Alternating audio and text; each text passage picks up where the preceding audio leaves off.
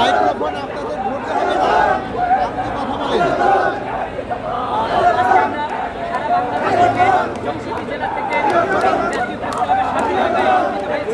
আমাদের দাবি একটাই যে স্বাধীনতার ৫৪ বছরে যে সরকারি তারা আমাদেরকে সবসময় শুধু আশ্বস্ত প্রকৃতপক্ষে আমরা কিছু পাই নাই। আমাদের কথা হলো যে সারা বাংলাদেশে আমাদের school college ABVP school college রয়েছে এবং সরকারি যারা রয়েছে আমরা একই কারিকুলামে পড়াই, একই কারিকুলাম এবং সকল কিছু এক, কিন্তু আমরা তাদের সাথে বৈষম্যের শিকার। যেমন আমাদের বাড়ি ভাড়া, আমাদের চিকিৎসা ভাতা, আমাদের উৎসব ভাতা, সব দিক থেকেই আমরা বৈষম্যের শিকার। কাজে এটা কোনোভাবেই হতে পারে না, এটা কোনোভাবেই কাম্য না। আপনারা জানেন যে এই আবু সাইদ, বীর বুদ্ধদের অনেকেই শহীদ হয়েছে এই বৈষম্য দূর করার জন্য। যে বৈষম্য আমরা চাই না, তাহলে আমরাও চাই যে নতুন সরকার রয়েছে ৫৪ বছরে সেই এবং শিক্ষাকে সবার আপনারই ভূমিকা দিয়ে এগিয়ে নিয়ে যাওয়া হোক, যাতে দেশ আগায়, জাতি আগায়। এইটাই পুরো জাতির কাছে এবং সরকারের কাছে আমাদের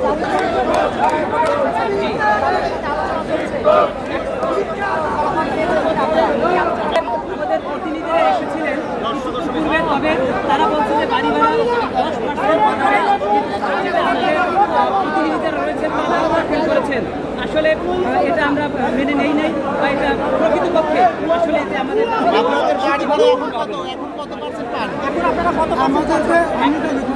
এখন আমরা বাড়ি ভাড়া বাবদ টোটালে মানে ১,০০০ টাকা পাই এবং চিকিৎসা ভাতা মাত্র ৫০০ টাকা পাই। আপনাদের ভাড়া বাড়ি ভাড়া 20% করা হয়েছে, এই মাত্র ঘোষণা এসেছে, এটাকে আপনারা মেনে নিচ্ছেন? না, এটা আমরা মেনে নিতে পারি না, কারণ আসলে প্রকৃতপক্ষে বাসা পাওয়া যায় না। এটা আমাদের সাথে প্রহসনের নামান্তর বলে আমি মনে করি। এখন আপনারা কি চাচ্ছেন? আপনাদের পরবর্তী শিক্ষা কোনো বৈষম্য থাকবে না। যারা সরকারি রয়েছেন তাদেরকে যেভাবে মূল্যায়ন করা হয়, আমাদের যদি ওইভাবে মূল্যায়ন করা হয়, তাহলে আমরা আসলে এ পরে বেঁচে থাকতে পারবো এবং এই শিক্ষার পিছনে আমরা আমাদের সর্ব মেধা নিয়োগ করতে পারবো। আমরা দেখছি যে আপনারা যে আন্দোলন করছেন, দীর্ঘদিন ধরে আপনারা এই বৈষম্যের শিকার হচ্ছেন। গত ১৭ বছর বা তার আগের মুহূর্তে আমরা এরকম কোনো আন্দোলন দেখিনি। আজকে যে আন্দোলনে এসেছেন বা আজকে যে দাবিতে আন্দোলন করছেন, এই আন্দোলনের সাথে যুক্ত হওয়ার ক্ষেত্রে আপনারা আপনাদের দাবিটুকু কতটুকু যৌক্তিক এবং আপনারা আপনাদের দাবি আদায় করতে পারবেন কিনা, কী মনে করছেন? আমরা সবসময় মনে করি যে আমাদের দাবিগুলো যৌক্তিক। এটা যদি আপনারাও বিচার করেন, হ্যাঁ, পুরো সরকারের পক্ষ থেকেও যদি বিচার করা হয়, তাহলে দেখবেন যে আমাদের দাবিগুলো যৌক্তিক। কারণ ১,০০০ টাকা আসলে বাড়ি ভাড়া এবং ৫০০ টাকা চিকিৎসা ভাতা, এইটা দিয়ে আসলে কোনোভাবেই একজন মানুষ সুস্থভাবে একাই বেঁচে থাকতে পারে না, যেখানে পরিবার নিয়ে বেঁচে থাকা তো আসলে কঠিন সাধ্য ব্যাপার। কাজে আমি অবশ্যই মনে করি আমরা বৈষম্যের শিকার এবং এইটা অচিরেই এইটা বিলোপ করতে হবে। এছাড়া আমরা আসলে এই আন্দোলন থেকে ছেড়ে যাব না। আর আপনি বলছিলেন যে ১৭ বছরে এর আগেও এই লক্ষ্য করেন নাই, করেছি, কিন্তু এর আগে সরকারে যারা ছিল তারা আমাদের বিষয়টা কর্ণপাত করে নাই। আমরা এসেছি সেই সুদূর ৬৪ জেলা থেকেই এসেছি।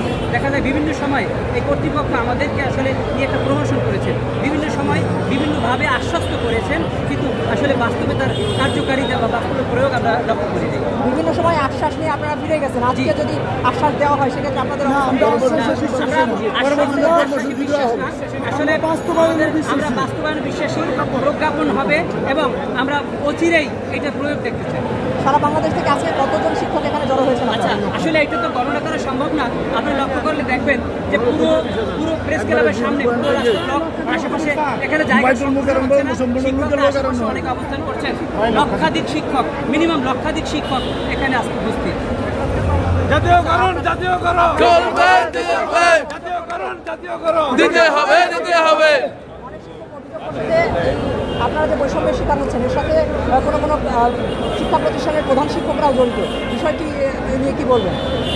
আসলে এটা হতে পারে এবং এটা বাস্তব, কারণ দাবি সবারই, তবে একটা কুচক্রী মহল সবসময় থাকবে, যারা আসলে সামনে কাজ করে না, যারা আসলে অভ্যন্তরে কাজ করে, ওইটা আসলে মুখ্য কোনো বিষয় বলে আমি মনে করি না।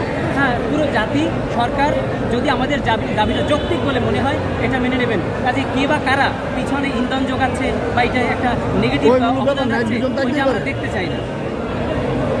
আপনারা এখন কত শতাংশ বাড়ি ভাড়া হলে আপনারা আপনাদের আন্দোলন স্থগিত করবেন? আচ্ছা, ভুল মানে যেভাবে সরকারি নিয়মে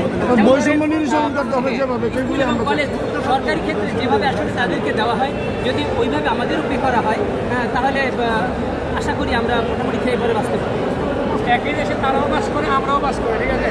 তাহলে তাদের জন্য যেরকম বাড়ি ভাড়া আমাদের জন্য সেরকম বাড়ি ভাড়া মানে হওয়া প্রয়োজন। এছাড়া হচ্ছে চিকিৎসা ভাতা আপনারা সবাই অবগত আছেন যে একজন ডাক্তার প্রথমবারে হলো 2000 টাকা, 1500 টাকা, 1000 টাকা আছে আমাদের। দ্বিতীয়বারে ওনাকে আবার রিপোর্ট দেখাইতে হলো 500 টাকা নেয়, সেখানে আমাদের 500 টাকা তো তাদের কাছে কোনো নগদ নেই একদম। এছাড়া হচ্ছে আপনার হলো অজপাড়া গায়েও এখন কি 1000 টাকা বাড়ি ভাড়া পাওয়া যায়? কোথাও পাওয়া যায় না। এনটিআরসি থেকে নিয়োজিত সকল শিক্ষক বিভিন্ন দূর দূরান্ত থেকে আসছে, তারা সবাই বাড়ি ভাড়া তাদের থাকতে হয়। এই জন্য তাদের এই দাবিটা একদমই যৌক্তিক। আপনারা যদি বিশ্লেষণ করে দেখেন, তারপর হচ্ছে অন্যান্য কিছু যদি এই আমরা ওই যে শান্তি বিনোদন ভাতা যারা সরকারিটা পেয়ে থাকে, তারপর হচ্ছে আমরা আপনার হলো নিয়োগের ক্ষেত্র থেকে শুরু করে একদমই আপনার হলো রিটায়ারমেন্ট পর্যন্ত সব জায়গায় আমরা বৈষম্যের শিকার। আমাদের 10% পদ না থেকে কিন্তু কোনো এটা হিসাব নাই। একজন শিক্ষক অবসরের পরে 5, 7, 10 বছর আপনার হলো বিভিন্ন প্রতিষ্ঠানে হাঁটতে ব্যান এই জায়গায় ওই জায়গায় হাঁটতে তার জীবনটা শেষ করে ফেলে, কিন্তু তার জীবন দশায় সে আর তার রিটায়ারমেন্টের টাকাটা কিন্তু ভোগ করতে পারে না। এটা তার চিকিৎসার জন্য কাজে লাগে না, তার হলো আপনার হলো পরিবারের চিকিৎসার জন্য কাজে লাগে না, কোনো কাজে লাগে না। তাহলে আজকের মতো আন্দোলন আপনাদের মাধ্যমে আমরা বলতে চাই যাতে হলো মিডিয়া ওইখানে ঘোষণা দিয়ে হোক।